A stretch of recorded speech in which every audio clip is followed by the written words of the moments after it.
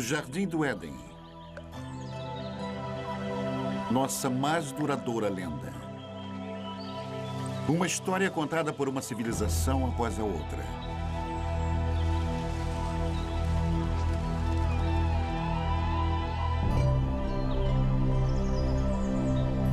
Uma história de sedução. A ira de Deus. Um paraíso perdido.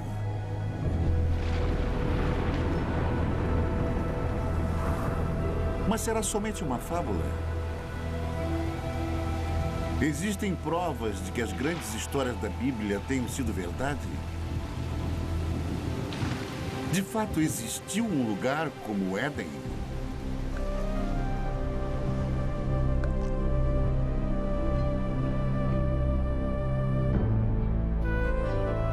Hoje, a procura pelo Jardim do Éden nos leva a uma terra seca e abandonada, a um lugar chamado Mesopotâmia.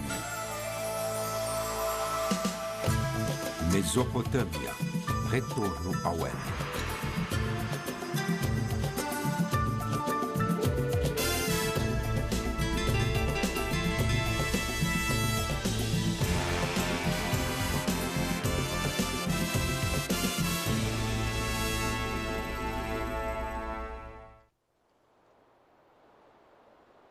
Esta é a terra onde as primeiras sementes de civilização humana foram plantadas.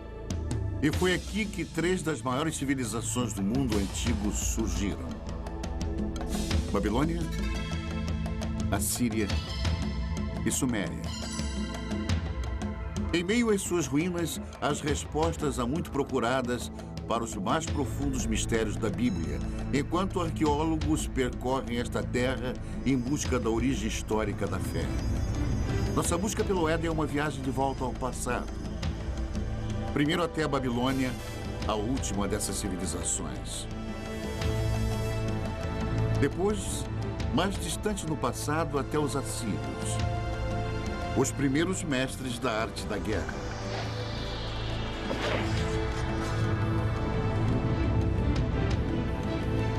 E, finalmente, um momento no passado tão longínquo que somente o Éden poderia ter precedido. Até a Suméria e a criação da civilização em si.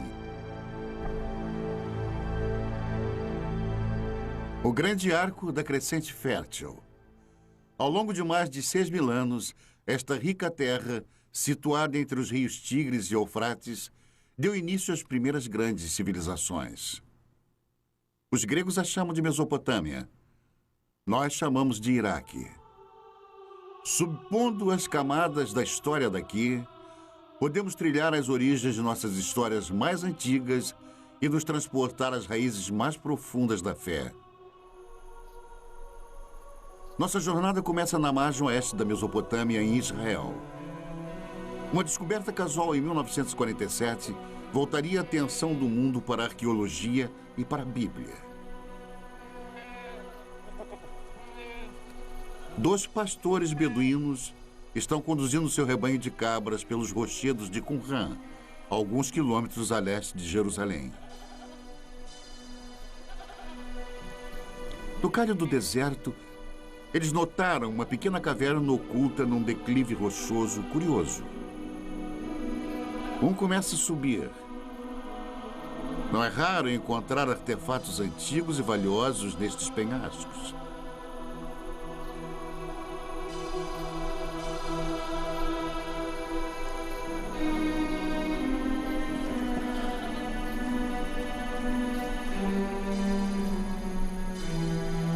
Dentro da caverna, o pastor descobre destroços de antigos potes, fragmentos de pergaminhos de couro e algumas folhas de papiro, tudo intocado desde o tempo de Jesus. Estas escrituras de uma seita judaica monástica chamada Essênios viriam a ser conhecidas em todo o mundo como os manuscritos do Mar Morto. Nas cavernas ao redor, centenas de papiros antigos seriam eventualmente descobertos. Uma delas provou ser a primeira versão do Antigo Testamento, incluindo os 5 primeiros livros fundamentais conhecidos pelos judeus como Torá. Os manuscritos do Mar Morto imediatamente se tornaram foco de um tremendo alvoroço internacional, enquanto eruditos e teólogos disputavam a posse e os significados deles. E a sensação foi importante. Isto foi descrito como um dos achados arqueológicos mais importantes. E são muito valiosos para os judeus, porque eram judaicos. Eles vêm de um período fundamental na história judaica. E muito valiosos para os cristãos, porque são contemporâneos de João Batista, Jesus e por aí vai. Portanto, são muito informativos. Mas, além disso, temos uma grande ligação emocional a esta obra. A Bíblia sempre foi um livro lido sob 2 pontos de vista: o sagrado e o histórico. Mas o tradicional Torá é sempre escrito à mão. As palavras são lidas enquanto o escriba escreve. Portanto, se tornam uma oração. E cada Torá é considerado sagrado a partir do momento que é escrito. Mas a precisão histórica da Bíblia nunca foi de fato comprovada. É um trabalho que continua até hoje.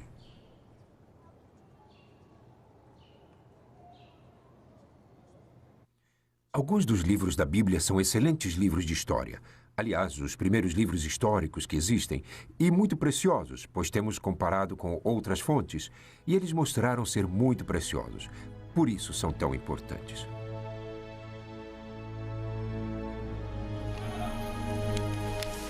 A descoberta dos manuscritos do Mar Morto foi o evento mais famoso da arqueologia bíblica, mas não foi o primeiro. A ânsia por explorar a história bíblica tem uma tradição respeitável. É uma procura que começou na Terra Santa, mas levaria à Mesopotâmia.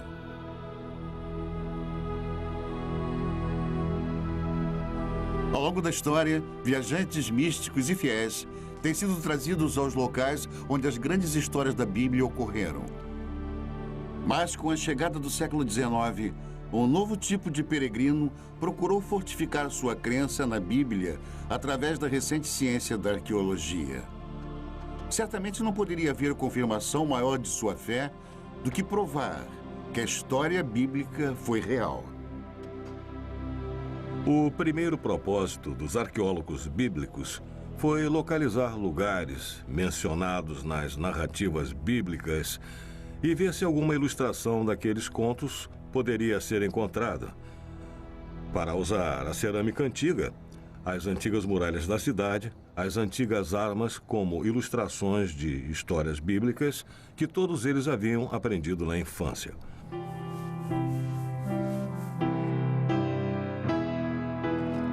O prestígio de cada nação europeia na Terra Santa era medido pelos tipos de descobertas bíblicas que eram encontradas. E uma das mais intensas batalhas diplomáticas e políticas que ocorreu na história da arqueologia bíblica foi a descoberta da famosa pedra moabita. Em 1868, na terra de Moab, beduínos da tribo Boni Ramada tropeçaram numa misteriosa tabuleta de pedra enterrada no deserto. Os nativos não eram alheios às antiguidades da área, nem ao seu valor para os europeus. O primeiro ocidental a saber sobre a curiosa pedra negra foi o reverendo Frederick Augustus Klein. Ele imediatamente partiu para a terra deserta, cheia de bandidos, acompanhado somente por alguns guias beduínos. Klein era um missionário, não um arqueólogo. Logo que olhou para o peculiar entalhe de basalto, ele sentiu uma súbita animação, suspeitando que a tabuleta negra pudesse confirmar suas crenças mais profundas. Ele examinou a pedra e fez um molde simples da inscrição. Era numa língua que Klein desconhecia. De volta a Jerusalém, ele procurou ajuda para decifrar a pedra. Quando a notícia do achado começou a se espalhar, as ruas e bazares fervilhavam com os rumores de uma nova descoberta. A inscrição na pedra provou ser o relato do rei Moabe sobre uma batalha também descrita na Bíblia.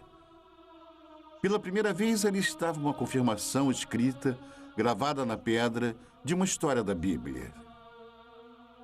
Duas fontes de um mesmo evento. Para os fiéis, aquela era a prova que estavam procurando. Uma evidência concreta da precisão histórica da Bíblia. Muitos quiseram comparar a pedra, mas os beduínos tinham motivos para desconfiar. No passado haviam sido trapaceados, até mesmo roubados, por caçadores europeus de tesouro. Supondo que algo tão estimado pelos europeus devesse conter ouro, eles jogaram a pedra no fogo na esperança de quebrá-la. Quando o fogo esquentava a pedra, eles derramavam água sobre ela e repetiram isso várias vezes, até que finalmente ela explodiu. Eles não encontraram ouro algum e a pedra estava destruída.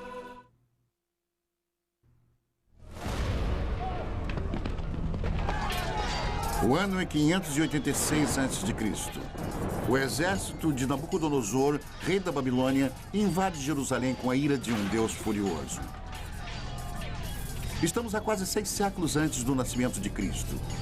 Os romanos ainda nem sonhavam com o império.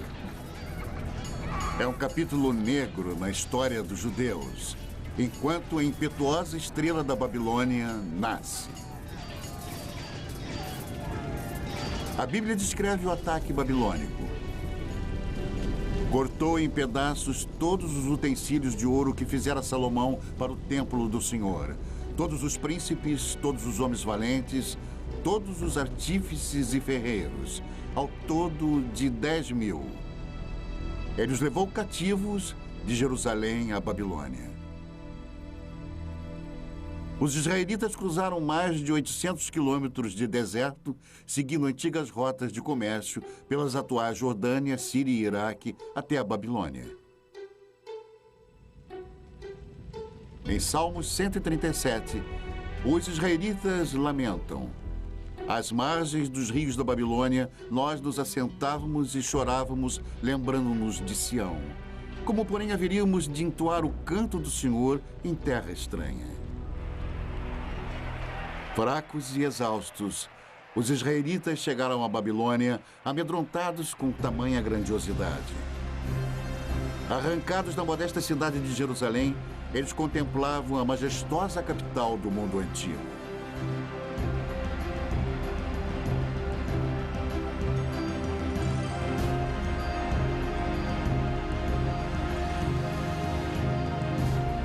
Mas, de alguma forma, os israelitas conseguiram mais do que entoar o canto do Senhor nesta terra antiga.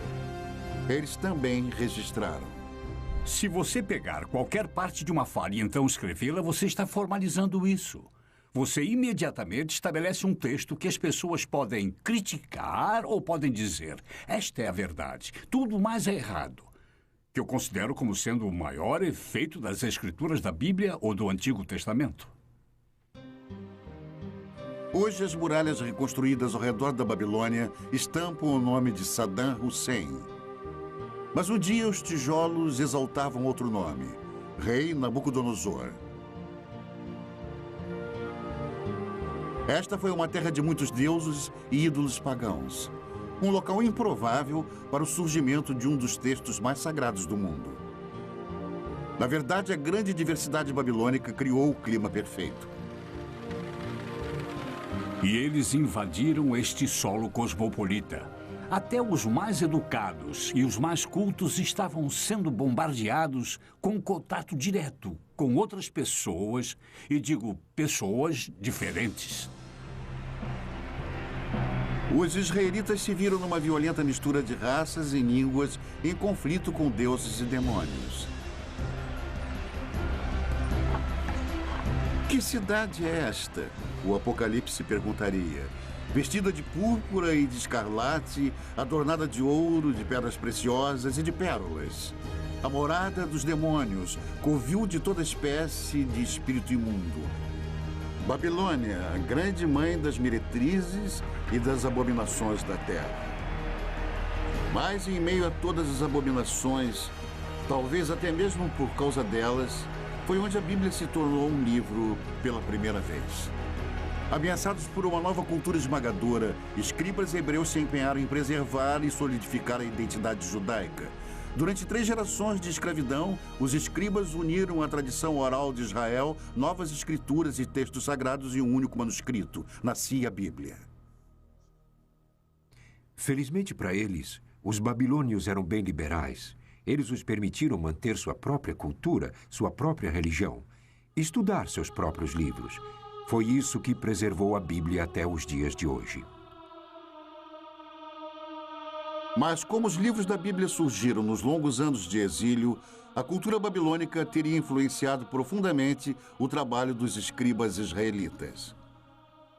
Eles eram pessoas muito cultas, eu suponho. Muitas das que foram exiladas. E escribas conversavam com escribas. Tenho certeza que foi assim que muita informação foi transmitida. E a troca de ideias e conhecimento deve ter sido, eu diria, devastadora, deve ter sido extraordinária. A Bíblia eventualmente refletiria as histórias e tradições dos babilônios e até mesmo das primeiras civilizações mesopotâmicas. Os israelitas não podiam ignorar a cultura próspera e os grandes monumentos babilônicos. Seus templos estavam entre as maiores construções do mundo antigo.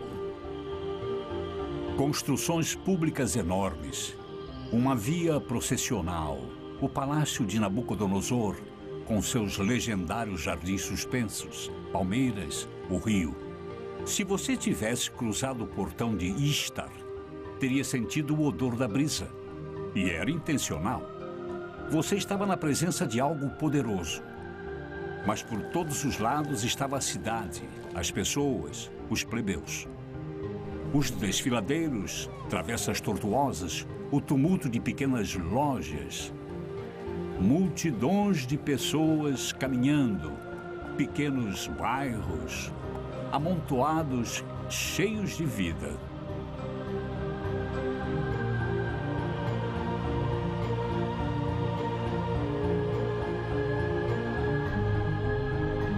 E foi aqui, a Bíblia nos conta, que um dos monumentos mais extraordinários da antiguidade subia até o céu.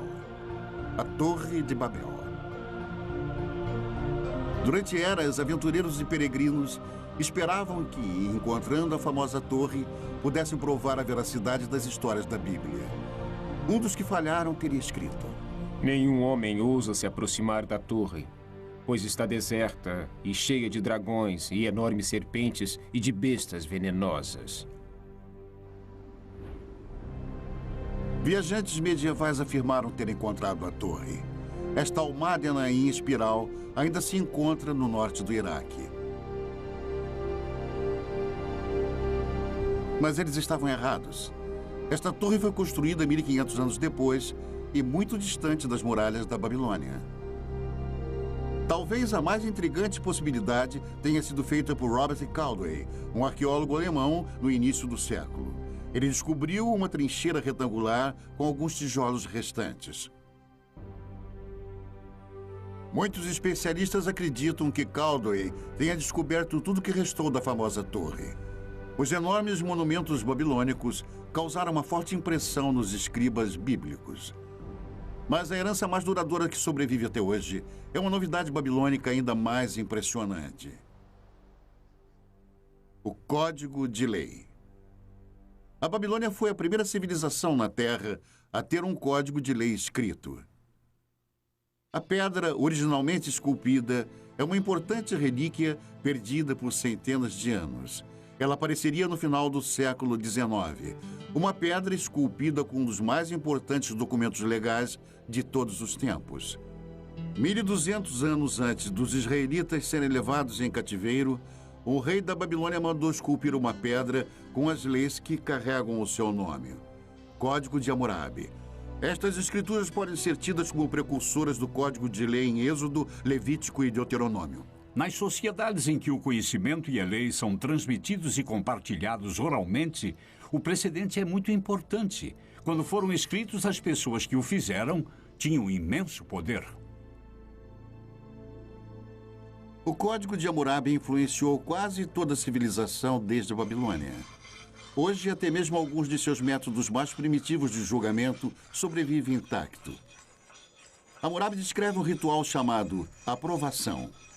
Um teste doloroso, até mesmo mortal, de culpa ou inocência. Em algumas remotas tribos beduínas, a aprovação ainda é praticada tal como era feita no tempo de Hammurabi. Nesta rara filmagem, um sagrado chamado Mubashi irá julgar os acusados examinando suas línguas após eles lamberem uma colher de ferro quente.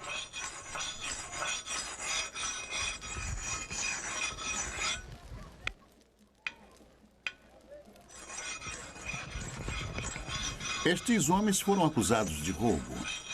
Eles devem se submeter à aprovação ou serem considerados culpados por omissão. Os membros da família assistem ansiosos enquanto os jovens rapazes se preparam para o ritual doloroso.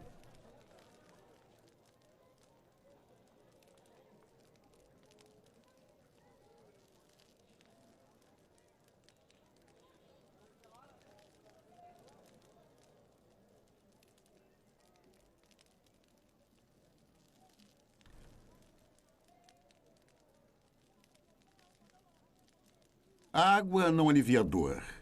É para limpar e purificar o bebedor e prepará-lo para o julgamento. O homem sagrado reza e depois examina as línguas queimadas, buscando um sinal de Deus. Apenas o Mubashi pode definir culpado ou inocente e somente ele irá determinar o destino destes homens. Finalmente, um veredicto. Um homem é considerado inocente para grande alívio de sua família. O outro não teve tanta sorte. Declarado culpado, ele irá pagar pelo seu crime. A aprovação é um intrigante reflexo atual de Hammurabi, mas suas leis chegam ainda mais diretamente ao presente através da Bíblia. Hammurabi estabeleceu leis. Ele não inovou nada. Ele apenas estabeleceu por escrito as leis as quais eram realizadas pelos antecedentes há centenas, se não milhares de anos. Olho por olho, dente por dente, e princípios como este, muitos dos quais ainda se encontram.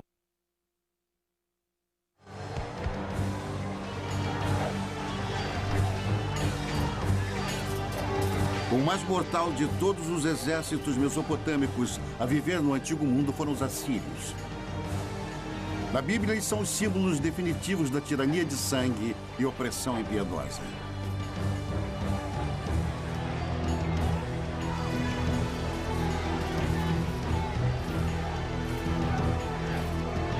Cem anos antes de Nabucodonosor levar os israelitas em cativeiro para a Babilônia, a Bíblia nos conta que o rei assírio Senaqueribe atacou as terras dos israelitas. No segundo livro dos reis, a Bíblia diz: já tens ouvido o que fizeram os reis da Síria a todas as terras, como as destruíram totalmente.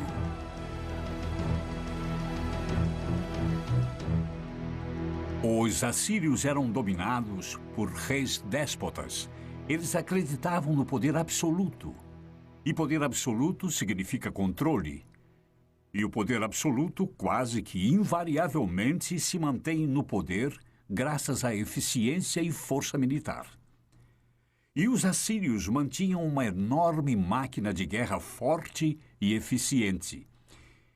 E nas paredes dos palácios dos reis assírios estavam as narrativas de algumas de suas expedições, escritas de forma vaidosa, gloriosa, grandiosa e eloquente. Os assírios, eles poderiam tomar uma cidade e empilhar as cabeças dos cidadãos dominantes do lado de fora dos portões, ou pegavam o rei da cidade, o esfolavam vivo e pregavam sua pele no muro, mas todos faziam isso. O poder assírio, simbolizado pela caça ao leão real, estava nas mãos de impiedosos reis guerreiros. Até mesmo a Bíblia demonstra uma relutante admiração. Eis que a Assíria e todos os grandes povos se assentavam à sua sombra. Ezequiel 31. Enquanto a cidade de Roma estava no início, a Assíria era o maior império do mundo. Por mais de 1000 anos, os detalhes sobre a civilização assíria eram poucos. Até a grande capital, cidade de Nínive, era desconhecida pelo mundo moderno. Então, em 1852, estas ruínas abandonadas foram exploradas pelo arqueólogo britânico Austin Henry Lerdy. O que Lerdy encontrou aqui no norte do Iraque foi nada menos do que a morada real de Nínive. Um tesouro intacto da civilização assíria. Cavando a terra como um minerador, Lerdy descobriu grandes touros alados e obras de arte espetaculares escondidas dos olhos humanos por um milênio. O mundo estava admirado e vibrante com a nova descoberta. Nínive era outra cidade bíblica encontrada, mais uma confirmação da precisão histórica da Bíblia. Porém, a mais fenomenal das descobertas de Lerdy foi a grande biblioteca de Nínive, uma extraordinária coleção de 22.000 tabuletas de barro gravadas com a escrita cuneiforme dos assírios. A única comunicação direta que temos com as pessoas do mundo antigo, de fato, é o que eles deixaram em seus escritos. Podemos saber, através disso, o que eles comiam, como era a sua medicina, como era a vida em família, como era a sua política e como viam a religião. Os detalhes da vida diária dos assírios revelam uma sociedade patriarcal, um mundo onde plebeus e principalmente as mulheres tinham poucos direitos. Toda mulher assíria, quando ainda jovem, antes do casamento, ia ao templo de Estar, sentar nos degraus e ficava lá até que algum homem se aproximasse e deixasse cair uma pedra na barra do seu vestido. Então ela entrava com ele e tinha relações. Era assim. Mas neste mundo tirânico havia uma certa justiça. No casamento, até as mulheres tinham certos direitos. Uma mulher podia especificar em seu contrato de casamento que seu marido não poderia ter outras esposas. Ela podia especificar que ele poderia ter quantas prostitutas quisesse, mas não outras esposas. Mas se as mulheres comuns tinham direitos limitados, descobertas recentes revelam que as rainhas assírias dispunham de grande privilégio. Em 1989, o antigo palácio de Nimrod, ao norte do Iraque, foi o palco de um surpreendente achado. Os especialistas a consideraram a mais significante descoberta desde a tumba do rei Tutankhamon, o tesouro de Nimrod. Enquanto nós limpávamos uma das salas, descobrimos que havia algumas indicações de um túmulo no subsolo. Nós tiramos tudo e tentamos nos dividir. E descobrimos que ali havia corpos de pelo menos 2 rainhas. Densos braceletes de ouro ainda enfeitavam os seus ossos. Um tesouro real, enterrados há mais de 2.000 anos. Esta filmagem memorável, feita por arqueólogos iraquianos, é um registro exclusivo de suas extraordinárias descobertas. Pela primeira vez, a tumba de uma rainha assíria foi encontrada intacta. A sepultura real ainda exibia uma maldição para proteger suas ocupantes. Para aquele que abrir o lacre e me retirar de minha tumba, que seu espírito vague sedento sob os amargos raios do sol, e que os poderosos deuses do inferno permitam que seu corpo e sua alma jamais encontrem um descanso eterno. Ignorando a maldição, os arqueólogos escavaram mais de 56 quilos de joias lindamente esculpidas, globos de cristal e requintados entalhes. Os antigos assírios eram mestres ourives e artesãos. Mas o valor desse tesouro é bem mais alto do que vale em ouro. Quando mortas, as rainhas assírias esbanjavam riquezas. Mas em vida foram seus reis que fizeram história. Reis com sede de impérios. No ano de 701 a.C., o rei Senaqueribe e seu exército se puseram a caminho do deserto em direção ao mar Mediterrâneo. Os corajosos assírios estavam determinados a conquistar tudo que passasse em seu caminho. As cidades de Judá, inclusive Jerusalém, e seu rebelde rei Ezequias. Fortalezas e mais fortalezas tombavam diante dos assírios, mas foi a cidade de Laquis cuja brutal destruição está nos registros históricos e na Bíblia. O cerco a Laquis é um ótimo exemplo de como o exército assírio invadiu a cidade, a cercou, a sitiou e a conquistou, e levou seus habitantes como escravos, os que não foram executados, homens, mulheres e crianças. A técnica era muito simples, era uma conquista bruta, rápida e sistematicamente eficiente.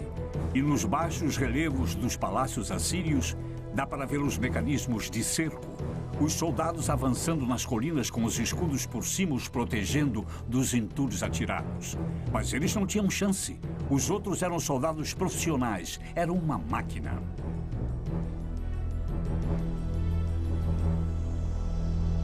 Da cidade capital de Jerusalém, o rei Ezequias sabia que um ataque assírio era inevitável.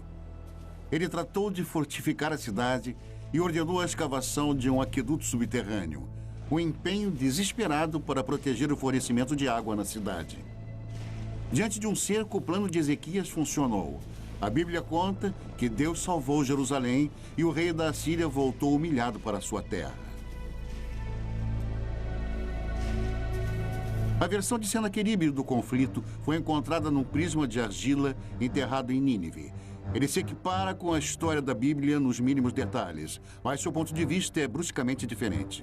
Mas quanto a Ezequias, o judeu que não se curvou em submissão ao meu domínio, 46 de suas cidades fortemente muradas, eu ataquei e conquistei. O esplendor de minha autoridade o derrotou. As histórias são contadas de ângulos diferentes, mas estão de acordo. Se você tiver que contar sobre o que aconteceu hoje, e se tiver que contar, contaremos histórias diferentes. Temos a história de Senaqueribe invadindo este país. Cada uma conta basicamente sobre o mesmo evento histórico, completamente sem contradições. Sem contradições, exceto uma. O resultado na versão de Senaqueribe, Ezequias está confinado em Jerusalém como um pássaro na gaiola. Mas, segundo a Bíblia, os exércitos assírios estão contidos nas muralhas de Jerusalém. Este talvez seja o primeiro exemplo de manipulação de informações. O Deus dos israelitas dá a última palavra. Eu vou destruir os assírios em minha terra, a Bíblia diz. E assim disse o Senhor que os assírios serão derrotados. Muito antes, o Onipotente tinha desperdiçado uma civilização inteira. Não há uma única menção do nome deles na Bíblia, mas eles foram chamados Sumérios e contaram a história de uma grande inundação.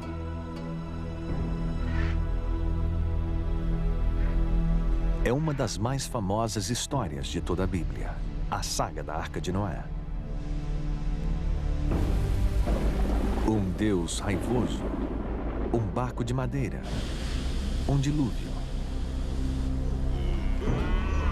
É a história de Noé e sua família fugindo para a arca com cada espécie de animal e sobrevivendo ao castigo da inundação, enquanto o resto da humanidade é destruída. É uma história primitiva, mexendo com nossas esperanças e medos mais profundos. Uma história encontrada na Bíblia, mas também em outro texto antigo, um texto descoberto nas ruínas dos Sumérios. No começo deste século, um grupo de blocos mesopotâmicos foram traduzidos. Eles revelaram a primeira lenda conhecida de uma enchente cataclísmica. O primeiro épico escrito do mundo é a história do mítico rei Gilgamesh. A história dele sobre uma grande enchente precede a da Bíblia por pelo menos 2000 anos. Por 7 dias e 7 noites, uma enchente tinha invadido a terra e o barco gigante foi lançado pelas tempestades. O barco navega até uma montanha. Ele solta os pássaros, que é a história que tem uma semelhança com a enchente bíblica. É uma história maravilhosa. Mais de 5.000 anos atrás, a história do grande dilúvio foi contada primeiro aqui, nas cidades antigas da Suméria, Uruk, Eridu e Ur. Na Suméria, encontramos o início de quase tudo que nos fez civilizados. Eles inventaram a roda, o governo e a jardinagem. Suméria, a primeira civilização na Terra. Em uma terra sem pedra, eles projetam tijolos de barro, como aqueles ainda feitos e usados hoje. E daqueles simples blocos de construção, eles levantaram os primeiros grandes monumentos, chamados zigurats, construindo templos que invadem dezenas de metros pelo ar. Os sumérios inventaram um minuto de 60 segundos e até mesmo o adolescente problemático. Onde você foi? Não fui em lugar nenhum. Se você não foi a lugar nenhum, por que fica perdendo tempo? Vá para a escola. Fique na frente do seu professor. Narre a sua lição de casa, escreva o seu trabalho. Você me entendeu? Sabemos sobre os sumérios, o que fizeram em suas vidas diárias, graças à mais impressionante invenção deles, a escrita. Nós conhecemos a mais antiga lenda deles e seus segredos mais íntimos, porque alguém escreveu. Foi algo que ninguém havia feito antes. É uma janela, mas uma janela que é composta de várias partes, algumas das quais podemos ver e algumas não. Nós necessitamos de muito mais do que temos. Então, o que temos é espetacular. Em alguns casos, nós também temos que ter em mente que há parte das vidas das pessoas que nunca vemos e que nunca veremos porque há pessoas cuja escrita não foi levada em conta. 5.000 anos atrás, alguém escreveu sua história na argila, nos dando uma ideia de um mundo no seu primeiro relance de civilização. Como um povo, os sumérios eram de certa maneira muito autênticos. Eles se preocupavam sobre conhecer outras pessoas e beber cerveja e coisas assim. E há várias coleções de poemas que relatam as preparações de uma mulher para o seu amante e como ela se veste e espera pelo seu amante. O centro desta civilização era a cidade perdida de Ur, onde se imaginava ser o lugar de nascimento de Abraão, o primeiro dos patriarcas bíblicos.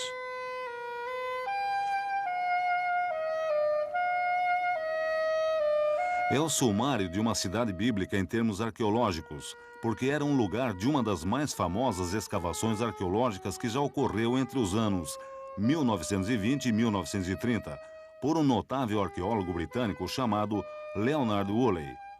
Um arqueólogo britânico descreveu a arqueologia como sendo a ciência dos detritos ou restos, o que é verdade. Mas me dê um arqueólogo que possa fazer pedras e ossos e tijolos e potes criarem vida. Leonard Woolley era assim. Ele pegaria pessoas num passeio por um pequeno quarteirão de Ur, onde as fundações da casa estivessem expostas, e conforme fossem andando, ele falaria da vida das pessoas que viveram nestas casas. Falaria sobre os fornos, as janelas, os tetos rebaixados, os móveis. E Ur, nas mãos de Woolley, ganhava vida. Woolley cavou este enorme buraco. Ele ia através da cidade e se tornava cada vez menor.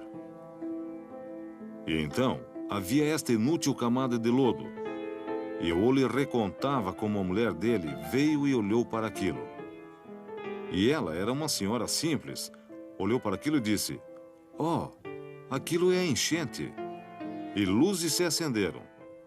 E Woolley disse que isto era uma evidência do dilúvio bíblico. E o que ele fez? Trouxe dinheiro. E Ur foi uma das escavações que foi vendida brilhantemente.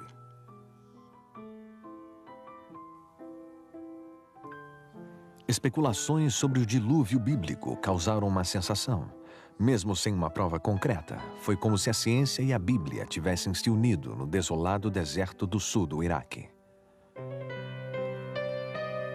Woolley iria finalmente desenterrar um tesouro indiscutível.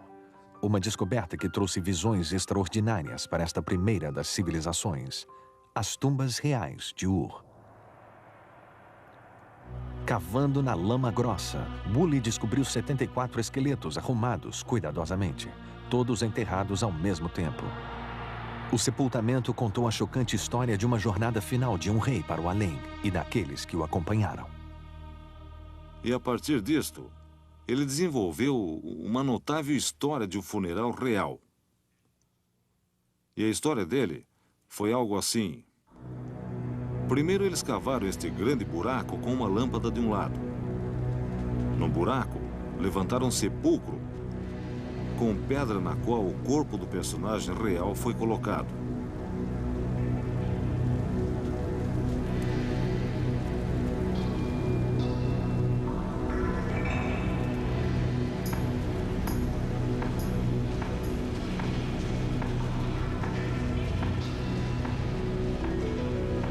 Então, a corte inteira entrou no buraco.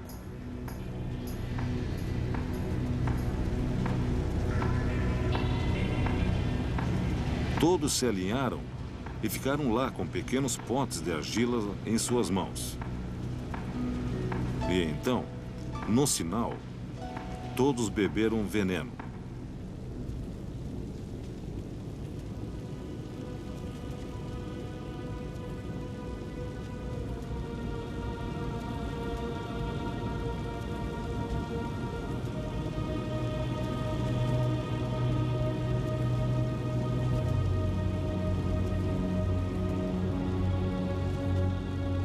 Deitaram e morreram.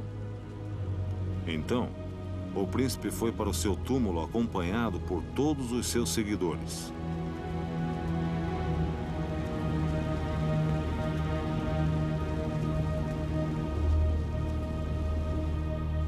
Isto se tornou uma das grandes descobertas, um dos maiores funerais contados na arqueologia da história antiga.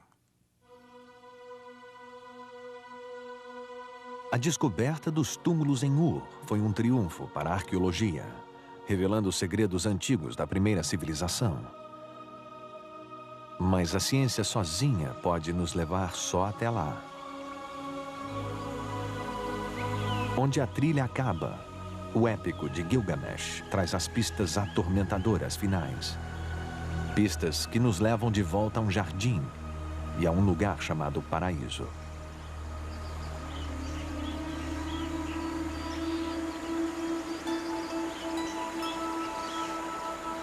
Ah, o Jardim de Éden. No começo, Deus criou o mundo. É uma história familiar. Você tem esse tipo de mito da criação em quase toda a sociedade na Terra. E um desejo constrangedor do povo de um mundo melhor. Jardins de Éden. Paraísos são os desejos de um povo de uma vida menos complicada ou mais fácil, ou uma recompensa por ter trabalhado tão duro.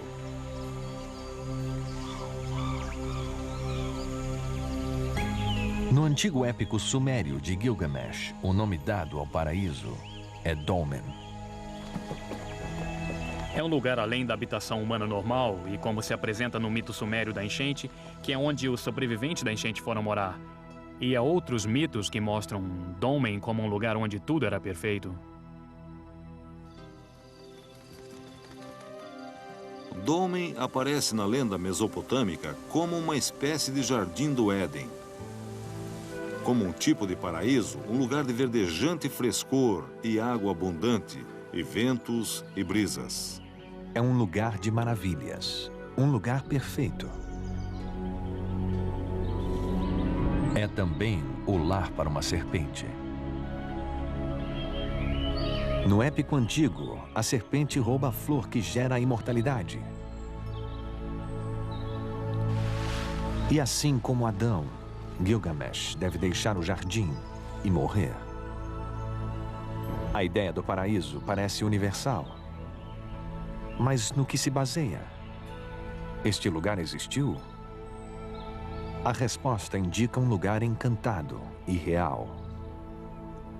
640 quilômetros ao sul da antiga cidade sumeriana de Ur, fica a ilha de Bahrein. Um mercado essencial nas rotas do comércio através dos desertos áridos e mares salgados da Mesopotâmia.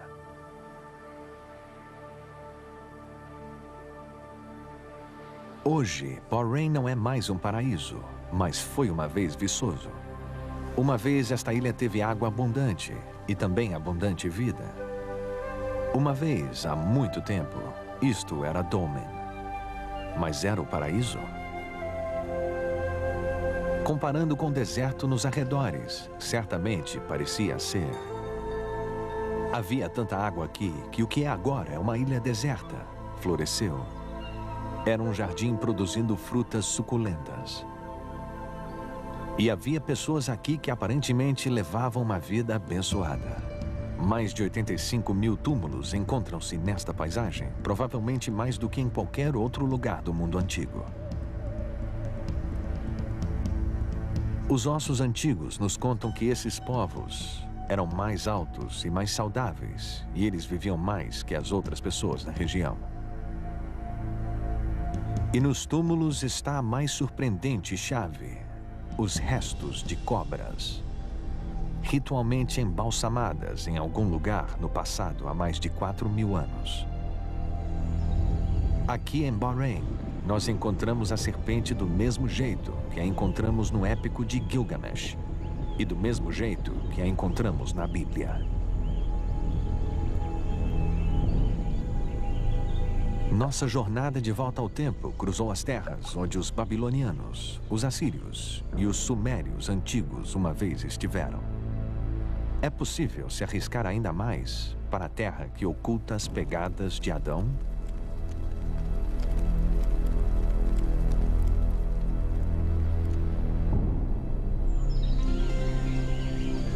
Aqui, fé e razão devem caminhar juntas. Nós agora sabemos que houve uma ilha paradisíaca na Mesopotâmia. É nossa escolha acreditar que era o paraíso.